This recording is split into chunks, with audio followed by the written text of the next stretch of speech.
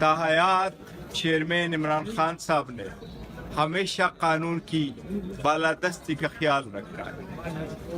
वो वाहिद लीडर है इस मुल्क का जो 50 सालों से आप सारे जानते हैं, कभी कोई एक मर्तबा भी नहीं कर सकता कि कानून की खिलाफ वर्जी की है, नॉट इवन उस वक्त में जिस वक्त वो क्रिकेट में थे। पॉलिटिक्स में वो हमेशा फेयरनेस पे बिलीव करते हैं, लोगों को एम्पायरों को साथ मिला के खेलने पे बिलीव नहीं करते।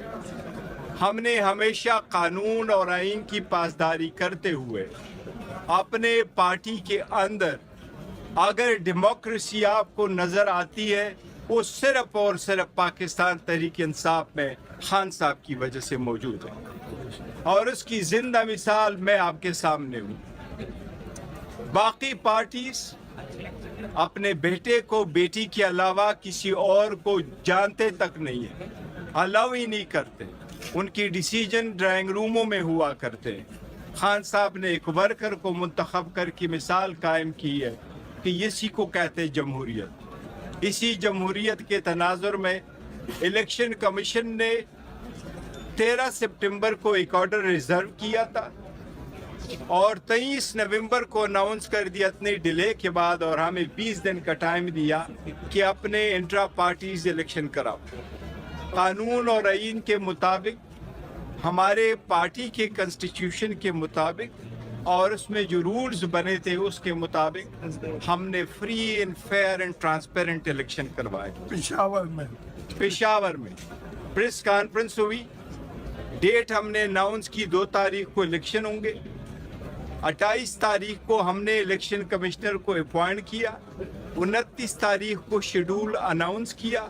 सारे पैनल हमारे पास 1 तारीख को आ गए। जिस वक्त क्रिटिकल और टफ सिचुएशन में वो आए, वो सबके सामने वो सिर्फ एक पैनल आया, वो अनअपोज मुंतखब हुए। लेकिन हमारे रूल्स इतने डेमोक्रेटिक है कि रूल्स में प्रोवाइडेड है कि अगर एक पैनल भी आए तो जहां वोटर जमा हुए हैं उनसे भी ऑब्जेक्शन लिया जाएगा, रिजोल्यूशन लेकर के फाइनल होगा। तो हमारे फ्री फेयर ट्रांसपेरेंट इलेक्शन हमने करके उसकी सारी सर्टिफिकेशन हमने इलेक्शन कमीशन के सामने फाइल कर दी। इलेक्शन कमीशन से हमने बसद एहतराम इस्तदा की थी कि इलेक्शन शेड्यूल आने वाला है, किसी भी पॉलिटिकल पार्टी का उसका निशान, उसकी एक आइडेंटिटी है। हम उस आइडेंटिटी को प्रिजर्व करने के लिए, क्योंकि पीटीआई ऑलमोस्ट 70% पाकिस्तानी को रिप्रेजेंट करती है, उसके लिए हमने दरख्वास्त कर ली कि आप हमारा सर्टिफिकेट इशू करें। आज मैंने अदालत के सामने एक पिटीशन फाइल की थी।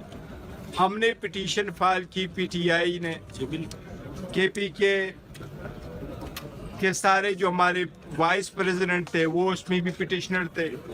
हमने कोर्ट से ये इस्तदा की कि इलेक्शन कमीशन के ऑर्डर के कंप्लायंस में हमने इलेक्शन होल्ड किए। हमारे जो एक्चुअल वर्कर है किसी ने भी चैलेंज नहीं किया। कोई भी कानून में ऐसा प्रोविजन मौजूद नहीं है जिसको बेस बना के इलेक्शन कमीशन किसी भी पॉलिटिकल पार्टी को बशमूल पीटीआई के इंट्रा पार्टीज इलेक्शन को देके। 175 पॉलिटिकल पार्टीज जो 1960 के कानून के अंदर अपने इंट्रा पार्टीज इलेक्शन कराती थी, डॉक्यूमेंटेशन फाइल करते थे, किसी एक का भी इलेक्शन कभी इलेक्शन कमीशन ने नहीं देखा। इसलिए आज अदालत से हमने इस्तदा की कि कल 10 बजे के लिए टाइम रखा है।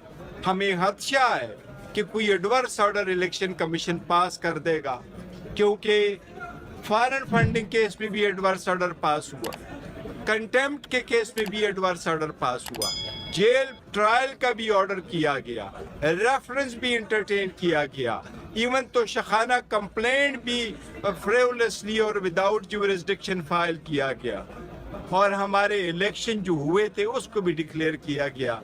So we could not take further risk. आज अल्हम्दुलिल्लाह अदालत ने इलेक्शन कमीशन को फाइनल एडवर्स ऑर्डर से रोका है।